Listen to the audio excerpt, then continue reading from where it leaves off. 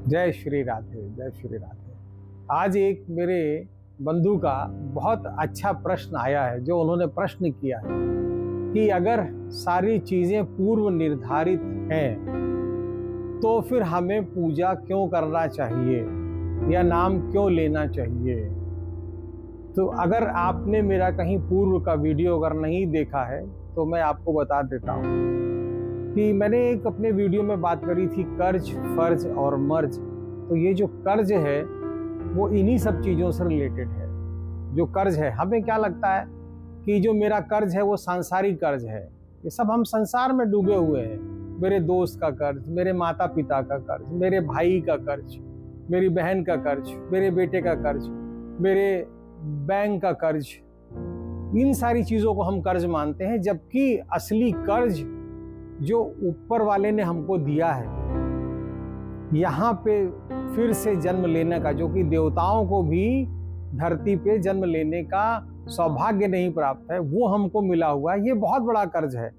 तो इस कर्ज को दूर करने के लिए हमें राम नाम या राधे श्याम या राधे कृष्ण या हरे हरे हरे कृष्ण कुछ भी है, आपको वो नाम जपना चाहिए। ये तो हो गया आपकी एक बात का उत्तर कि आपको नाम जप क्यों करना चाहिए।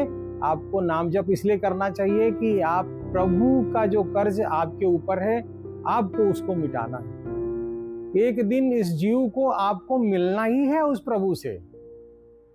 आप जब तक नहीं मिलेंगे तब तक इस धरती पे आने रहेंगे। जो 84 लाख योनियां वो यही कहलाती हैं। आप जब तक प्रभु के पूरे नाम नहीं ले लेंगे तब तक आप जो है इस धरती पे रहेंगे। तो वो उन भटकने से अच्छा है कि मैं नाम लेना शुरू कर दूं। और इस नाम लेने के लिए मैं ये नहीं कहता हूं कि आप अपना काम छोड़ दीजिए। आप गाड़ी चला रहे हैं, आप अपने मन में राम नाम भजते रहिए, जो भी भजते रहिए। आप काम कर रहे हैं, लिख रहे हैं, भजते रहिए। कोई जरूरत ही नहीं है, कोई शुद्धता की जरूरत नहीं है, किसी चीज की कोई जरूरत नहीं है कि मंदिर में बैठे हैं, माला लिए हुए हैं और आसन लगाए हैं, प्रभु के सामने बैठे हैं तो मैं नाम जप कर रहा हूं। ऐसा कोई जरूरत नहीं है।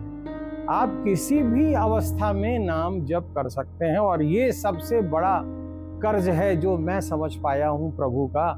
यही कर्ज हमको उतारना है। हम सांसारिक कर्जों की बात करते हैं, तो आप ये कर्ज, सबसे पहले मेरी ऐसी इच्छा है कि आप इस कर्ज को, प्रभु के कर्ज को उतारें।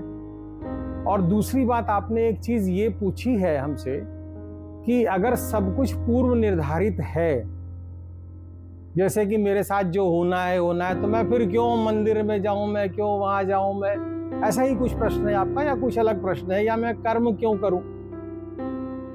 मैं आपको छोटा सा एक सांसारिक में एक उदाहरण देके आपको समझाता हूं कि जैसे आपके पास मान के चलिए कि 10 लाख रुपए आपको जरूरत है।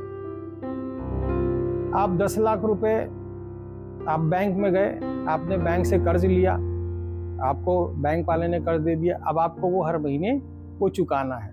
ये आपको पता है और बैंकर को पता है। ये दो लोगों को पता है, या तीसरा जिस आदमी ने गवाही दी उसको पता है कि इनके ऊपर 10 लाख रुपए का कर्ज है। अब उस कर्ज को चुकाने के लिए आपको अपना काम करना पड़ेगा।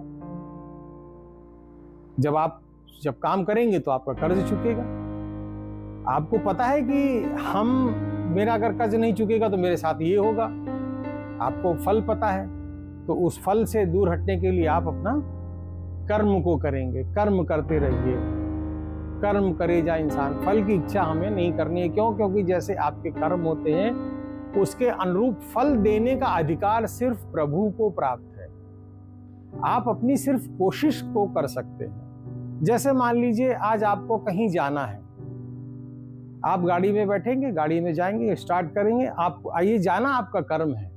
लेकिन आप अपने गंतव्य स्थान तक पहुंच पाएंगे कि नहीं पहुंच पाएंगे, कहीं ना कहीं अपने कर्मों के फल के ऊपर है। अब वो फल कैसे हो गए कि मान लीजिए हमने गाड़ी तेज चला दी, हमारे कर्म मुझे कह रहे थे कि साहब गाड़ी हमको धीमे चलानी है, लेकिन हमने गाड़ी तेज चला दी, एक्सीडेंट हो गया। हमने तो फल नहीं सोचा था। फिर यही बात होती है कि भाई ये फल हमको कैसे मिल गया।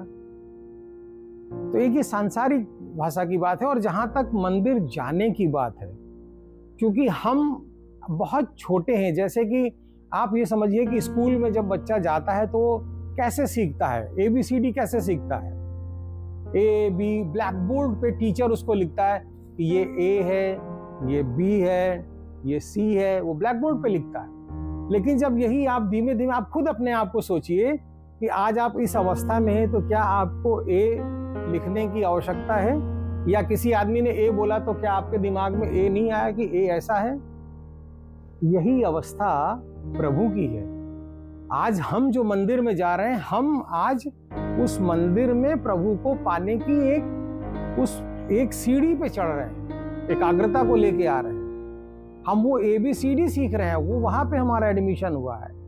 हम उसको जब तक सीखेंगे नहीं, जब तक परफेक्ट नहीं होंगे, तब तक हम उस प्रभु को नहीं जान पाएंगे। देखिए, निराकार और साकार, बहुत से ये दोनों चीजें बड़ा आज की डेट में हर कोई बात करता है, हर संत बोलता है ये निराकार की पूजा करना है, इसमें साकार की पूजा करना है। तो हमें साकार की पूजा करके निराकार पे जाना है। जैसे एक बच्चा ABCD सीख रहा है, वो साकार होकर के जब बड़ा होता है तो वो निराकार में ABCD हो जाती है ना, ABCD उसके मन में चल रही है। ऐसे ही प्रभु है। जब आप उनकी साकार रूप में जब उनकी प्राप्ति कर लेंगे, तो आप उनका निराकार रूप आपको उनको प्राप्त हो जाएगा। तो इसलिए भी आपको मंदिर में भगवान की पूजा में जाना चाहिए, मन को एकाग्र करना चाहिए, उनकी ओर अपने आप को लेके जाना चाहिए, ध्यान को लगाना चाहिए। जय श्री राधे।